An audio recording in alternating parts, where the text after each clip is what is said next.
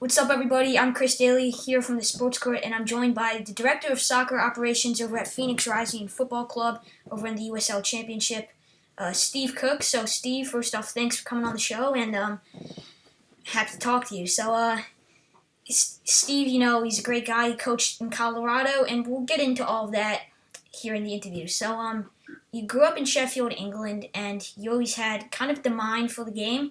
So how did that mind, as a kid, kind of prepare you for your coaching career?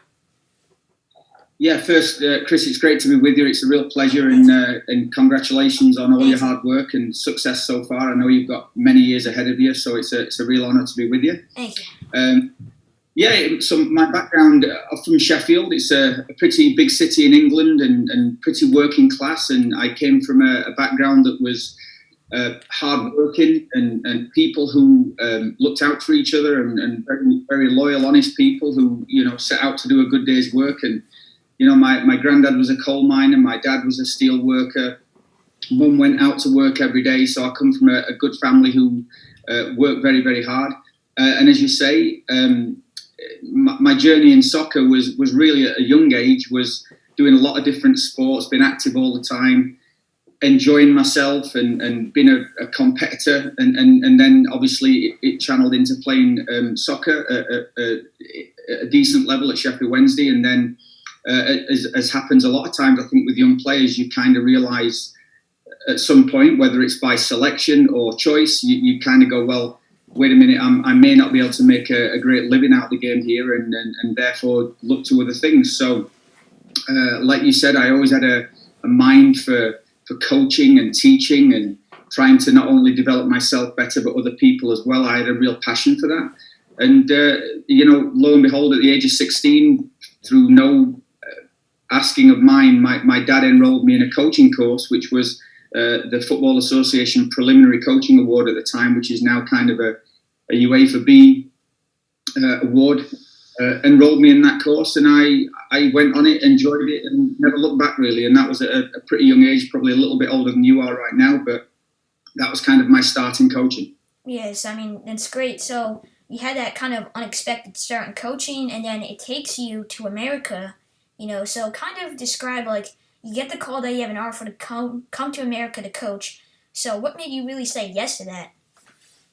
Well, that's a really interesting story. As you know, from the age of 22, I think it was back in 1991, I went to work at a club called Sheffield Wednesday again, and went back there. And at the time, we were just on the fringes of having a great season under a manager called Ron Atkinson. That season in 91, we won the League Cup in England. We beat Manchester United 1-0. Young coach, and I was working with the academy players. And I was really fortunate. A guy called Clyde Baker, who was a real friend and mentor for me, and an older guy, 60 plus years old at the time, surrounded by great people. And I had 6 good years where we were in the Premier League all that time. And, we had a lot of very good young players through. We had a lot of experienced professionals. More importantly, from my development, a lot of really experienced coaches and great people who loved the club and wanted to help people progress. And that background was invaluable for me. And then one day I got a call to come up to the States, and I asked my granddad, I asked my dad what their thoughts were, and they said I should give it a go, and not look back. And if all failed, I could always go back home and live in their place for a little bit if I needed to. And Clyde Baker, again, who a real friend and mentor for me, said, give it a go, and you can have your job back. If you come back, you can have your job back. So then it became a bit of a no-brainer. Had no idea how it was going to go. Came out with a couple of bags and a little bit of cash in my pocket and started working. And really, if I'm being honest, it was a period where I early on, I could have gone back home to England every single day, had an offer to go back home and work at Fulham. But there was something keeping me in America, and I loved the place, I loved the people, I loved the ability to be able to climb ladders and really make the most of yourself, and so I just gave it a shot, and luckily for me, I'm still at it, 24 years later. Mm-hmm. So you coach for these youth clubs when you come here to America, and then around 2007 you get hired by the Colorado Rapids of the MLS, who are also now owned by Arsenal's owner. So like, how did that kind of come about? And then how, in that first season, you guys won the MLS Cup, which Quincy Amarikwa, I told you before, he described it as, like, we weren't supposed to win.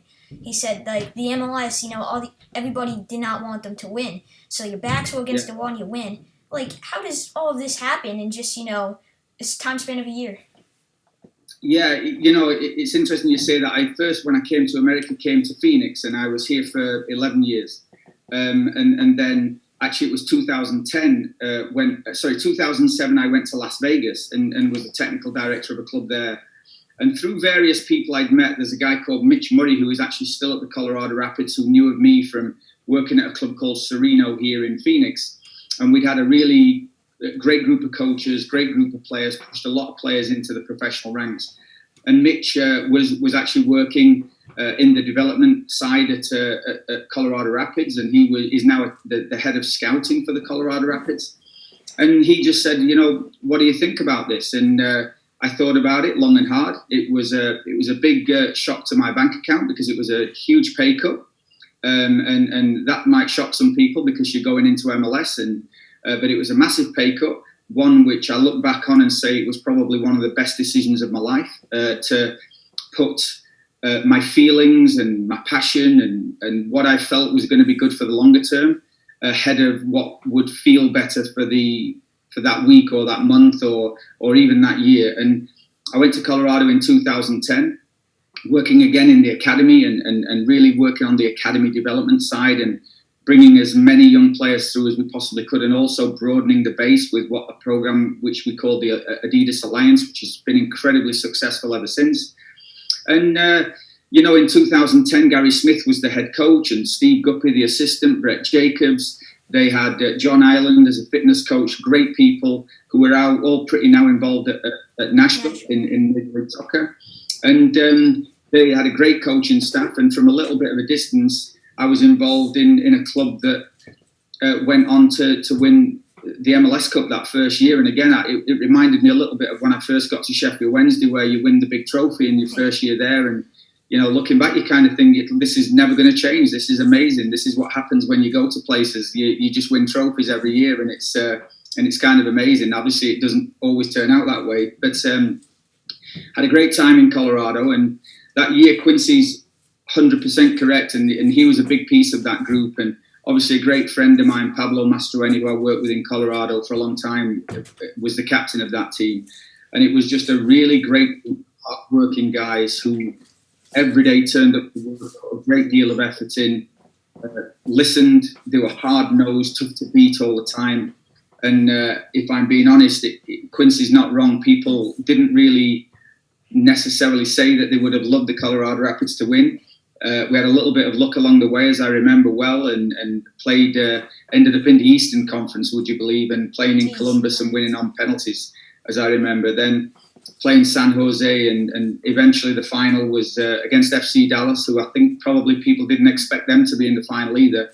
Played FC Dallas in Toronto and went to extra time, and we squeaked to win. It was a great day and a great feeling, and the club was. I think it's probably when people look back, that was a big day for the Colorado Rapids, probably the biggest in their history. And I mean, the fact that you do this in 2010 too, may I just point out, because that's kind of like the David Beckham era of MLS, and like I say, like those years when Beckham there, before and after, there's two MLSs. The pre-Beckham and then the post-Beckham. And I think, ever since Beckham came, it was kind of on the rise in a sense. And the fact that you do that right in the middle of it is just, crazy. And, nothing but respect for Colorado for managing, to win a cup. So, after that, Mastroeni, who you mentioned, who was the captain of the club, he becomes the head coach. And then you're with him, and you're still working with the youth for a few years. And then, he's fired in 2017, and all of a sudden, you announced interim head coach for the rest of the season. What were you thinking when you got that call that you're going to become the head coach? Yeah, it's interesting. My journey in Colorado was working with the academy at the beginning. Then when Oscar Pereira came, I was doing the academy stuff, but also working as an assistant. That quickly became a little bit too much, so I focused then exclusively with the first team. Pablo was the head coach, and I was his assistant for a number of years. And in answer to your question, I think in 2016 we had really the best regular season in club history. We had an incredible defensive record. I think we only conceded 7 goals at home all that year. We won more games 1-0 than any other team in history. And we had a really, really solid group of guys. And it really reminded me a little bit of the 2010 group, where it wasn't always the most glamorous, but it was always hard working and true to ourselves. And we just had an incredible group of players who wanted to really work hard. And in my opinion, they really reflected Pablo Mastroeni. People who know Pablo well as a player will remember him as a honest, loyal player who worked hard for the team all the time. And I love Pablo Mastroeni. He's a great friend. I learned an incredible amount from him, not just about soccer, but about life and people and living the right way. And, it was a bittersweet moment in answer to the question, Chris, because, when one of your friends, a great friend, is going through a tough time and they lose their job, and that happens in football. I actually asked Connor Casey and Chris Sharp what they felt at the time, if it was the right thing to do to accept, the job as interim head coach, more out of loyalty to Pablo than anything about myself or my career. That was relevant on the day. And anyway, they encouraged me that we could give it a go, and we did. And it kind of capped off that Colorado Rapids period where I went in as Adidas Alliance technical director and academy director, assistant coach, and then it finished off my time there as been the head coach of the club. And it was a memorable experience, probably as fast of a learning curve as I've ever been on in my life. But in answer to your question on the actual day, it was bittersweet. But again, I think something that I look back on very fondly in the end. And I talk to Pablo regularly, and he's a great friend and a mentor as well for me. So I think it was probably meant to be that we will always cross paths and that kind of thing. But, Chris, I mean, whenever one of your friends is going through a tough time, it's hard for everybody. And I think from the outside, it looked like a great day for me. But if I can be honest, it was a little bit emotional and not always in a good way. Yeah, I mean, totally understand. I mean, that's probably, a tough spot you got put in there. But, I mean, as a head coach, you did mention, a big learning curve. And you're also coaching guys like Tim Howard and then, another guy I'm currently interviewing, Dennis Castillo. So what did you really learn while being the head coach? Yeah, what I think you learn as a head coach, and obviously then after Colorado, I went to Oklahoma City as the head coach. And I talk about this relatively often. When you're the head coach of a club, and a big club, a professional football club, almost, and I think this probably applies in a lot of businesses, you basically, every decision that everybody makes falls back onto you at some point. So good or bad, and if you're successful on the field, people will always regard you as been having the answers and knowing what you're talking about. And when you're losing, it can be really, really tough. So some of the highs and lows of that position, because you do carry the weight of the organization, and more importantly for me, you carry the weight of your friends and the people you work with and your colleagues, because you want to help them with their careers and you want to help them be in a great place as well, financially and emotionally, and everybody have a good time. So what I think you learn as a head coach, it's sometimes can be a little bit lonely maybe, and you have to be with your own thoughts. You've got to be confident all the time. You've got to be motivational for everybody, and you've got to raise the standards every single day. We have a head coach here at Phoenix Rising who's been exceptional in that regard, Rick Shantz, who's been absolutely outstanding as a head coach here and really done a great job. I learned a lot from all the people I've worked with throughout the years at all different levels. But again, as the head coach of the club, I think the biggest takeaway is, one is winning is a priority, and two is that everything that goes on in the club will eventually roll onto your desk as well, and that means from the business side, from the technical side, from the team side.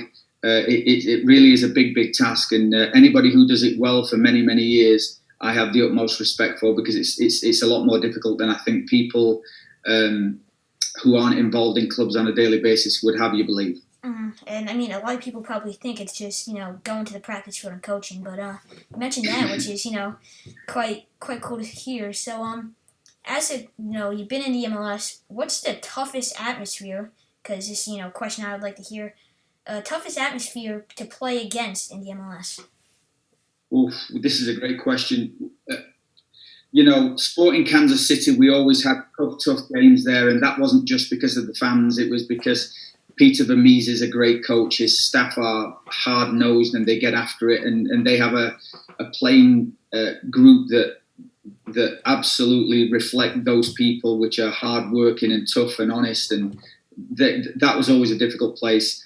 Portland Timbers, you look at the atmosphere, and it's a wonderful atmosphere.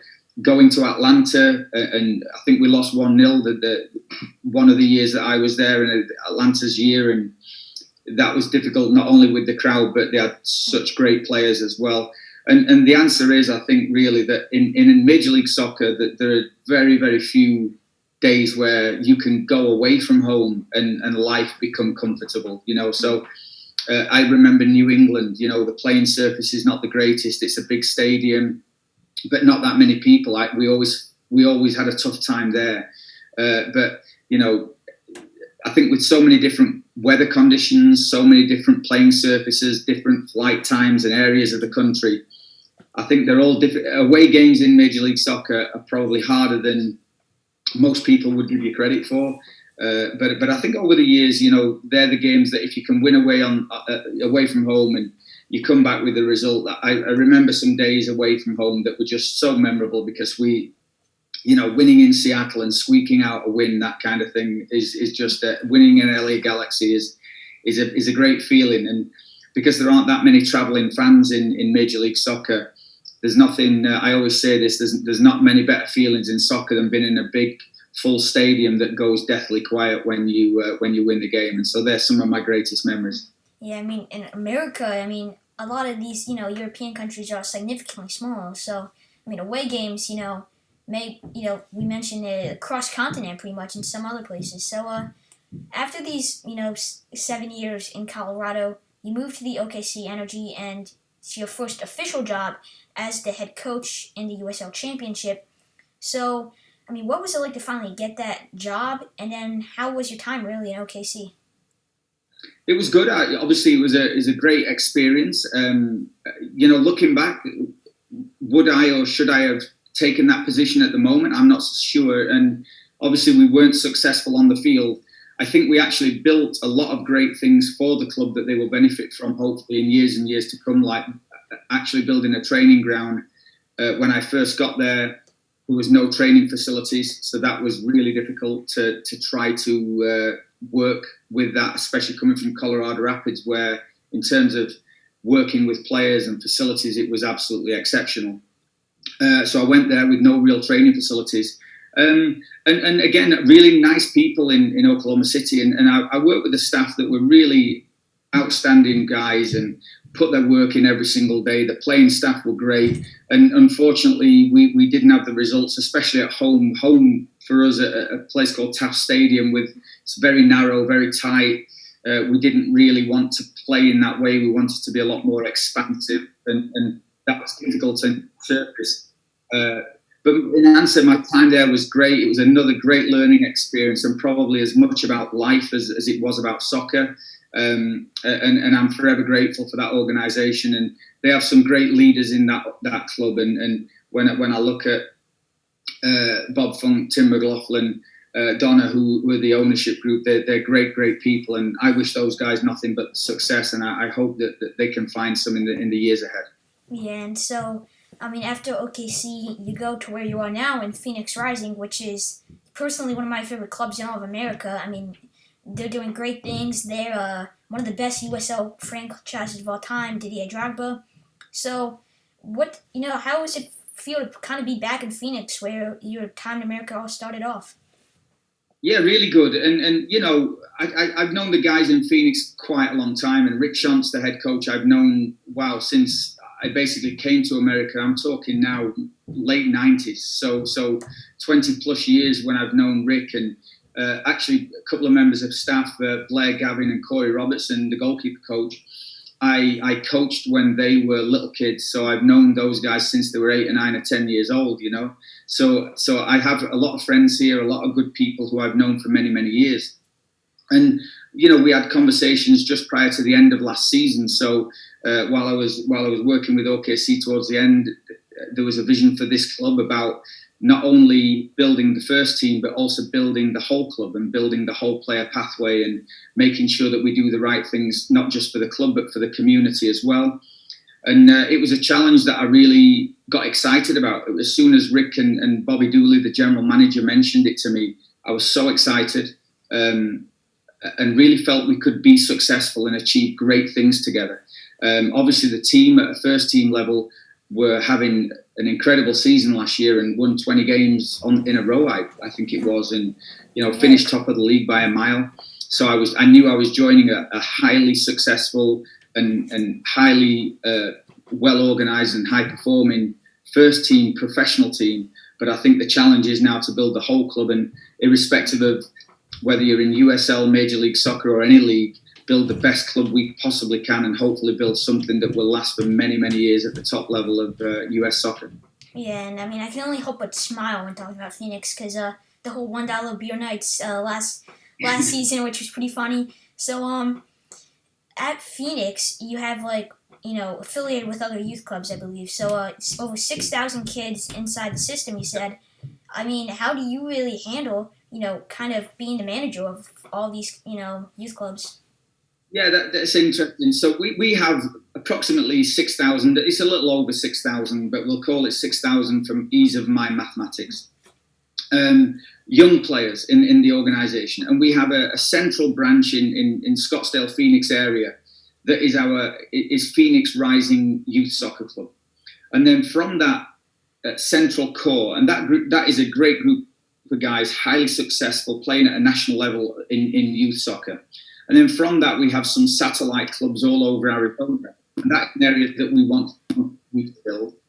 But those satellite clubs are really important because it broadens the base for players coming into the club, and it broadens our outreach, not only for helping them become better players and better people, but really, in the later years when it does become a little bit more competitive and it does become a little bit more professional in the pathway, and we're looking now at trying to bring players through to the first team, we're pulling from a really broad base. And our professional academy is going to be up and running pretty soon. That is a main focus for me. So obviously my focus is always going to be the first team and winning games, bringing the best players in and helping on the field. Wherever we can make gains, we will do that.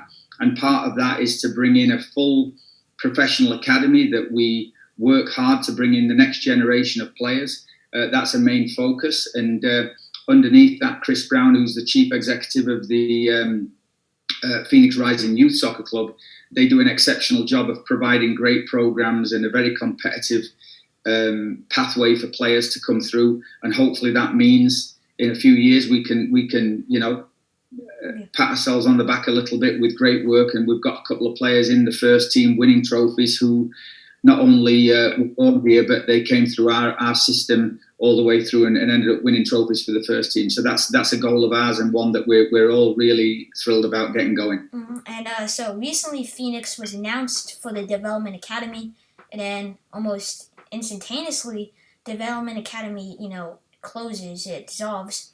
So is there any plan right now, because the USL Academy and the MLS Academy, what Phoenix is going to do for the next step? Yeah, we're always planning, and it's interesting you say that because I think there'll be some relatively major announcements in the days ahead. Obviously, we're doing this, I think it's Saturday, May the 9th, and I think every day, every week at the moment in that landscape is changing. It's only a few weeks ago that US Soccer announced they were no longer going to run the Development Academy.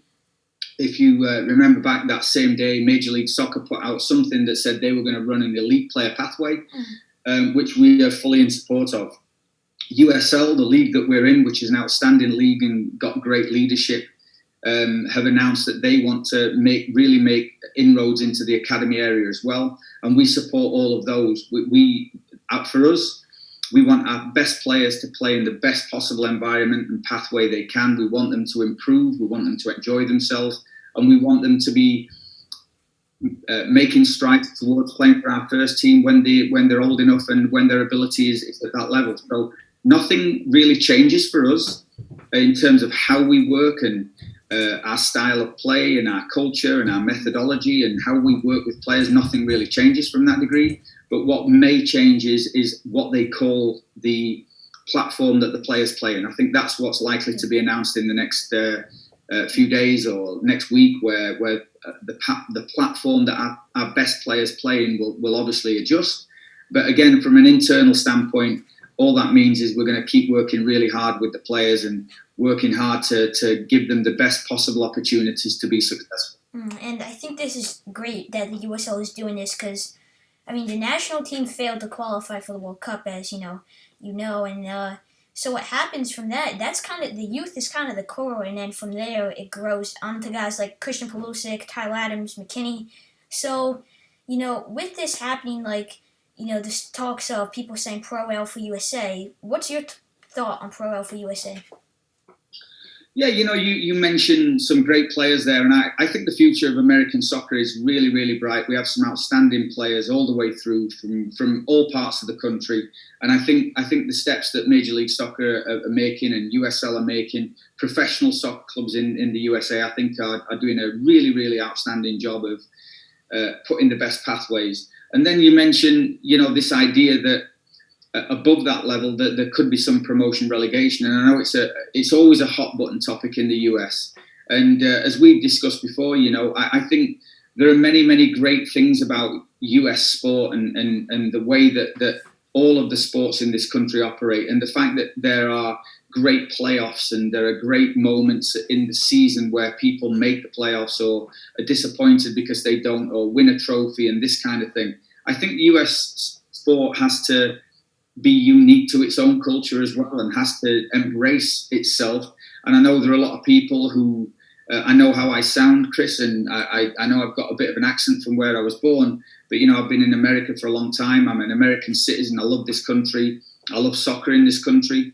And really, I'm an American soccer coach. And I think when it comes to promotion relegation, you have to not only look at what you feel might be exciting from a soccer point of view or what might be cool at the moment, but I think you've also got to look at the business, and we are still relatively young. I think Major League Soccer is 25 years old this year, and USL is maybe less than 10 years old at the moment. And so I wouldn't be in a rush to introduce something that when people pay those huge franchise fees and business owners go into building stadiums and building an infrastructure, I think you would scare away a lot of real business people if relegation was a threat in their first year, because it's not easy to build a team in year one.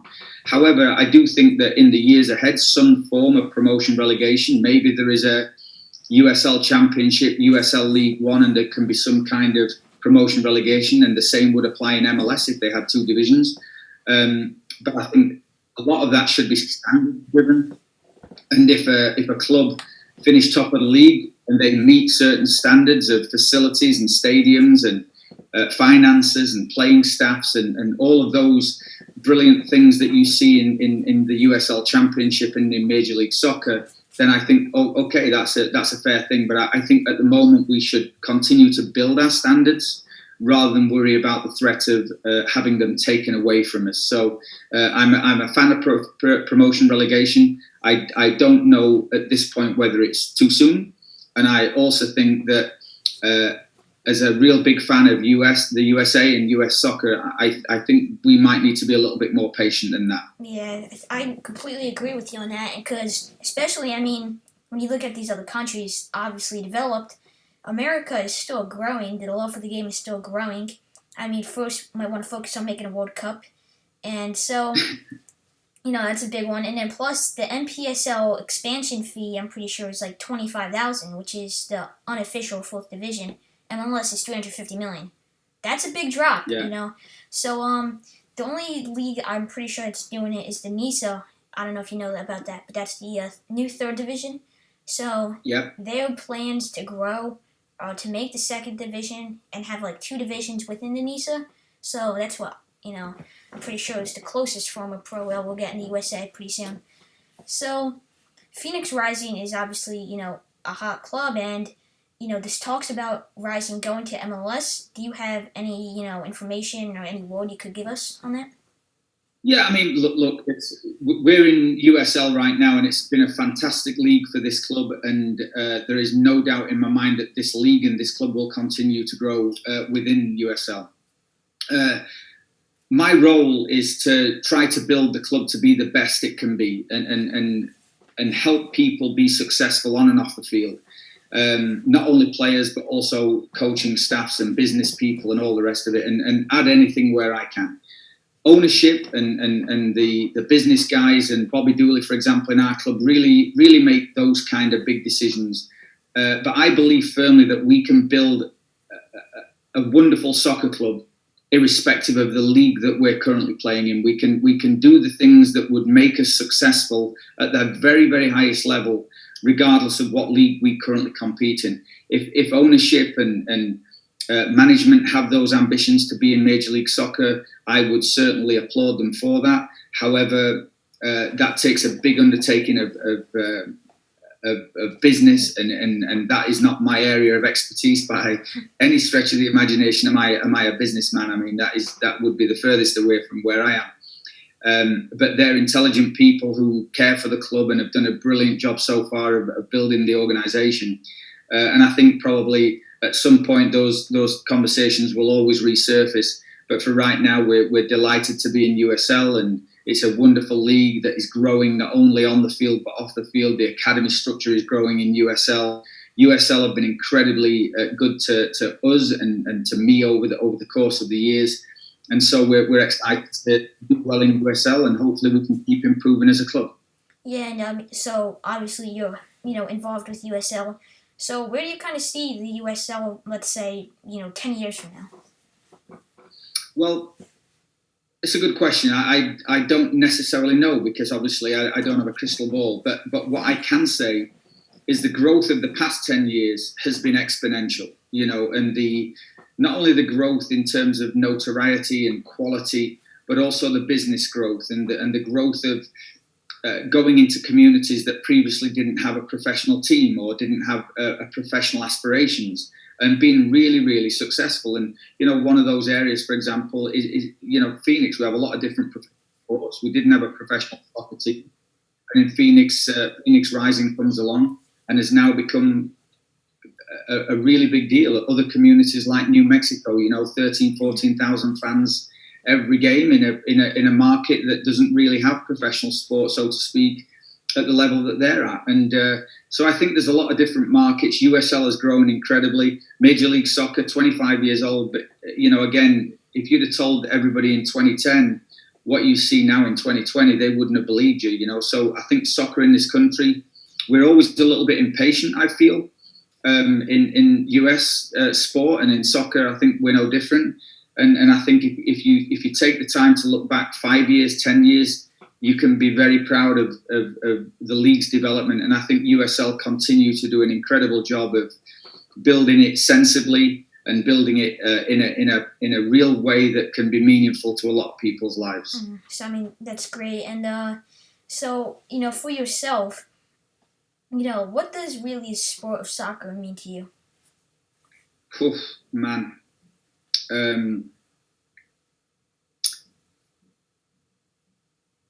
This is a great question. Everything. I mean, I have 2 children who I love dearly, and soccer is right there, just probably below those guys. Soccer's brought me so much joy. It's been a way to earn a little bit of money and pay the bills. It's been something that I miss deeply when we're not around it, and at the moment that has been probably the toughest part, not being around players during the current pandemic, that we're not able to be at the field every day and working with players. I think what soccer really has meant to me is just the amount of great people that have come into my life, and people that I love and care for and respect, and the people that have taught me an immeasurable amount, both in soccer, which is important to me, but also away from soccer, and taught me to maybe look at life differently, be a better human being. I'm very fortunate, because of my role, to be around a lot of young people who keep you keep you a little bit on your toes, and they inspire you every day. And people like yourself as well, Chris, where this sport has enabled me to keep in touch with a younger generation. I don't feel like I'm 51, but I don't feel like I'm an old guy yet. And I think that soccer has meant the world to me, and it's as much, not only because I love the job and I love the work and I love building things, but more importantly, I think the people and the friendships and the great memories and experiences I've shared with so many great people have been invaluable.